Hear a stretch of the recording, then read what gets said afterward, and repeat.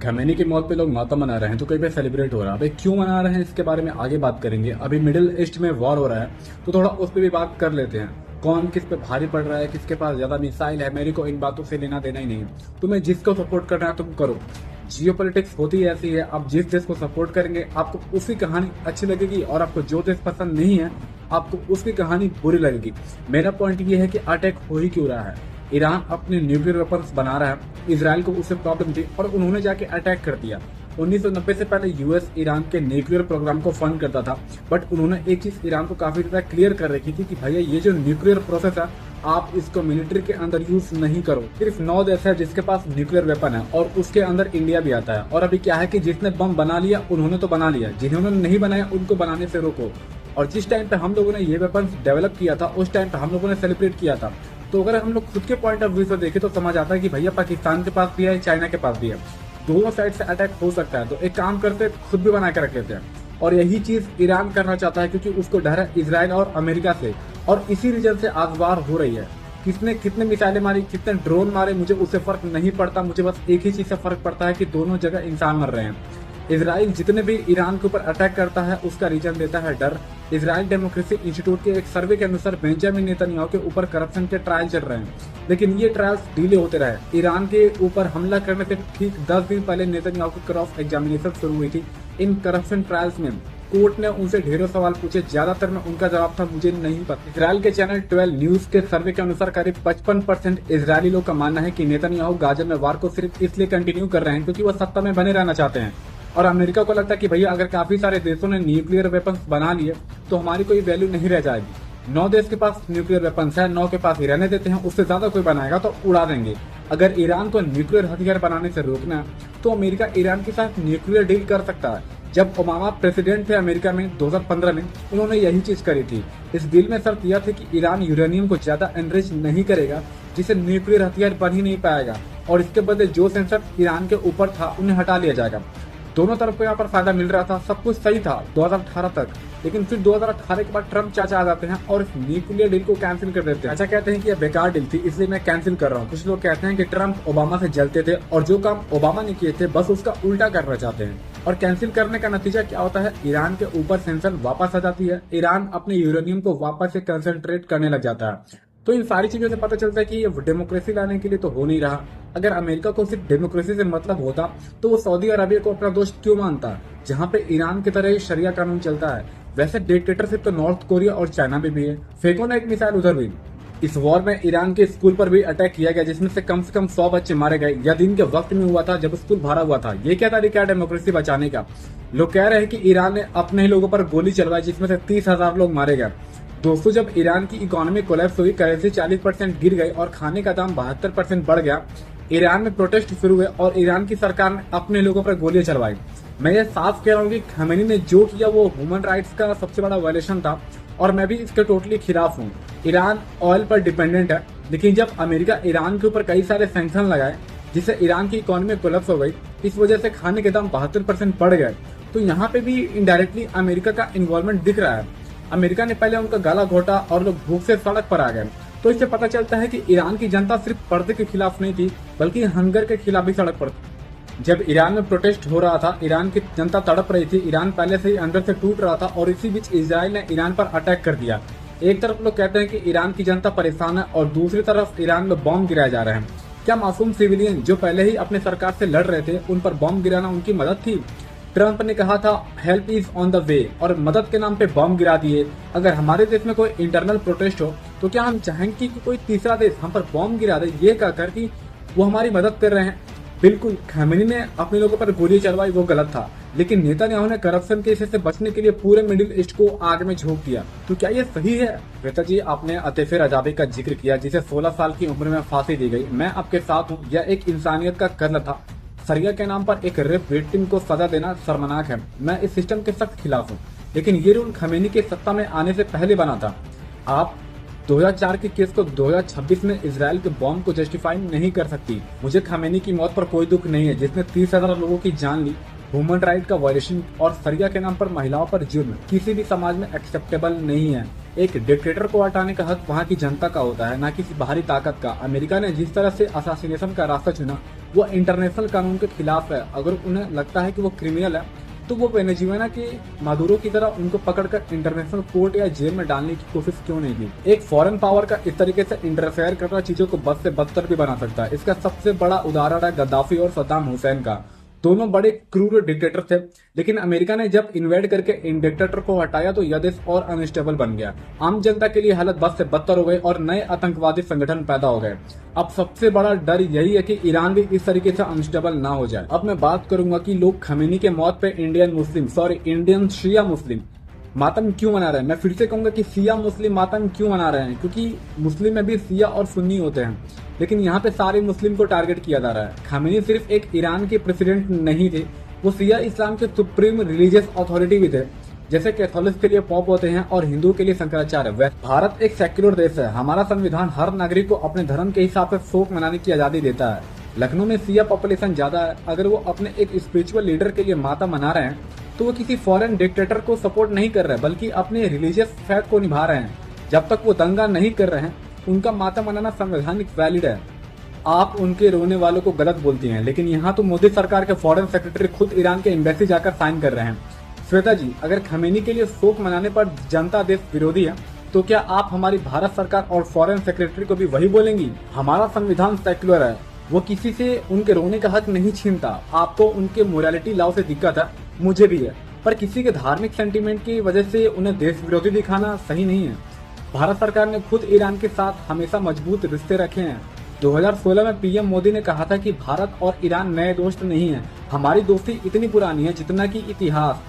मोदी जी ने हमेशा Chabahar port को भारत ईरान रिश्तों का सबसे मजबूत पिलर बताया है। अगर अमेरिका ईरान पर कब्जा या कंट्रोल कर लेता है तो दुनिया का एनर्जी मार्केट पर उसका कंट्रोल हो जाएगा। ईरान के पास दुनिया का तीसरा सबसे बड़ा तेल रिजर्व है और दुनिया का दूसरा सबसे बड़ा नेचुरल गैस रिजर्व है। अगर अमेरिका कंट्रोल करता है तो तेल की कीमतें वो तय करेगा, जिससे भारत में महंगाई आसमान छुएगी। और जो लोग हर चीज को मुस्लिम के चश्मे से देखते हैं उनको बता दूं कि जब पूरी दुनिया कश्मीर पर भारत के खिलाफ थी और पाकिस्तान ने हमें यूएन में घेर लिया था, तब वो कौन सा देश था जिसने हमारी मर्यादा को बचाई थी? वो ईरान ही था। अगर ईरान सिर्फ मुस्लिम भाईचारे को देखता तो पाकिस्तान का साथ देता, पर उन्होंने भारत की दोस्ती को चुना। श्वेता जी, आपने बोला कि कुछ लोग मोदी जी को डिक्टेटर कहते हैं, अब आप ही बताइए। 2024 में भारत के इतिहास में पहली बार चुनाव से ठीक पहले एक sitting chief minister Arvind Kejriwal को अरेस्ट किया गया। हाल ही में कोर्ट ने ईडी को कड़ी फटकार लगाई है कि बिना ठोस सबूत के किसी को जेल में रखना डेमोक्रेसी के लिए खतरनाक है। झारखंड के सीएम हेमंत सोरेन ने 5 महीने जेल काटी, उनकी इमेज मिट्टी में मिलाई गई और फिर हाई कोर्ट ने कहा उनके खिलाफ कोई ठोस सबूत नहीं है। बिना वजह किसी की आजादी छीन लेना क्या यह तानाशाही की निशानी नहीं है? और ऐसे ढेरों एग्जाम्पल है जो किसी डेमोक्रेटिक कंट्री पे सवाल खड़ा करेंगे। आप कहती हैं हम देश छोड़कर चले जाओ, क्या यह देश सिर्फ उनका है जो सरकार की हाँ में हाँ मिलाते हैं? आपने कहा मोदी जी और योगी जी लीनियंट है, इसलिए हम बोल पा रहे हैं। श्वेता जी, हमारा बोलना किसी नेता का एहसान नहीं है, हमारे संविधान का दिया हुआ हक है। लोकतंत्र में जनता मालिक होती है और नेता सेवक। अगर सेवक से सवाल करने पर निकालने की धमकी मिले तो वह असली डिक्टेटरशिप वही होती है। आपने कहा कि support the country you live in the country you support. पहले आप इस वीडियो को देखिए।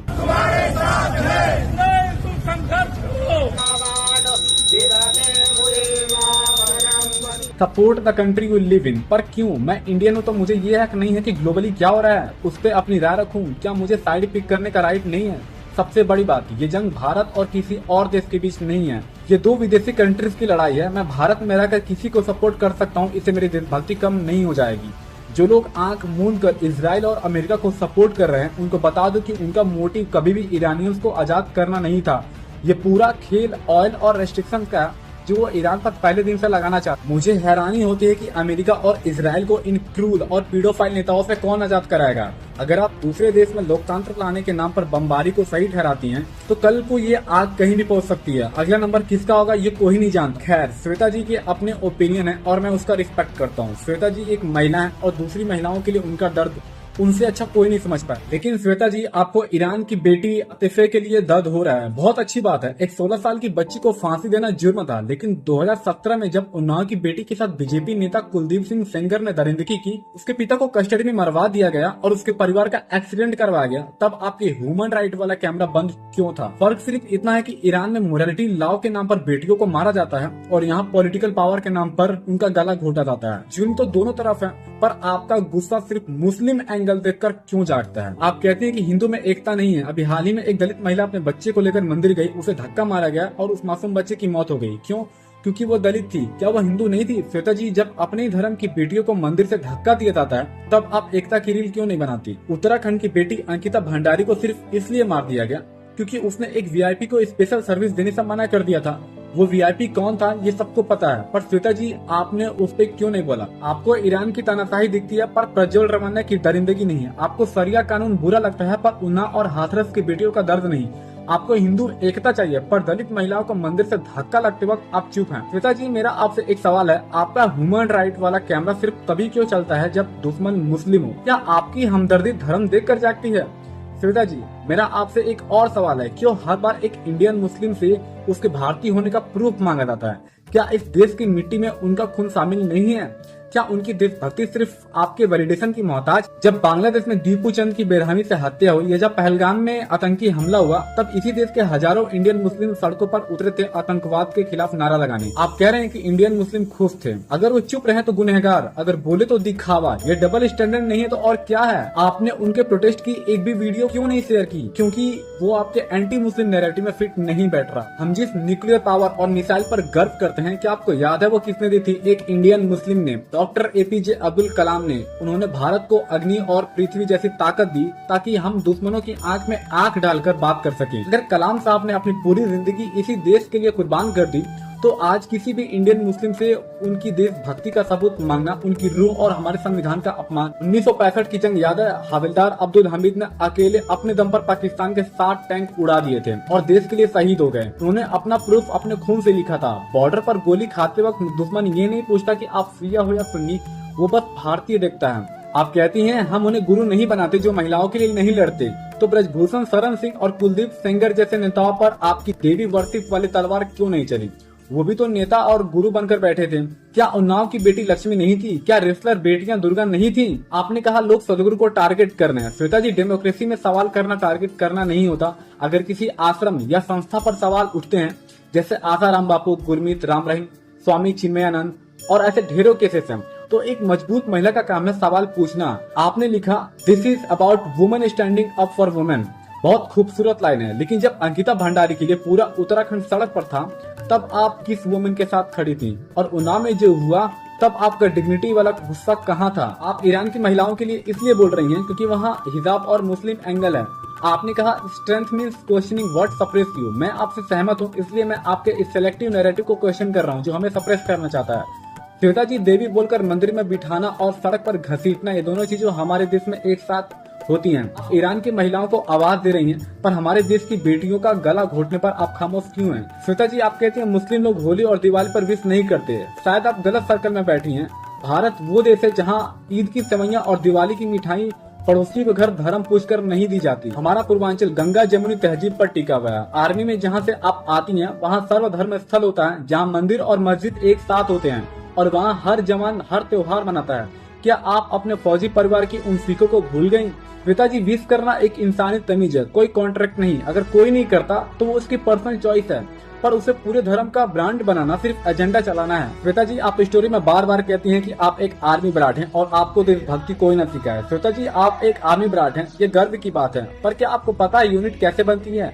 वहाँ एक मंदिर और एक मस्जिद साथ होते हैं, जिसे सर्वधर्म स्थल कहते हैं। वहाँ एक हिंदू जवान मस्जिद में दुआ मांगता है और एक मुस्लिम जवान मंदिर में माथा टेकता है। अगर आप धर्म के नाम पर नफरत फैला रही हैं, तो आप उन आर्मी वैल्यूज का ही अपमान कर रही हैं जिनका आप नाम लेती हैं। और किसी फौजी का बच्चा होना गर्व की बात तो होती है, पर वो देशभक्ति का सर्टिफिकेट नहीं होती। देशभक्ति आपके कर्मों से दिखती है। जब आप उन्नाव की बेटी या रेसलर बेटियों के वक्त चुप रहती हैं, तब आपका आर्मी बैकग्राउंड आपको जस्टिफाई नहीं करता।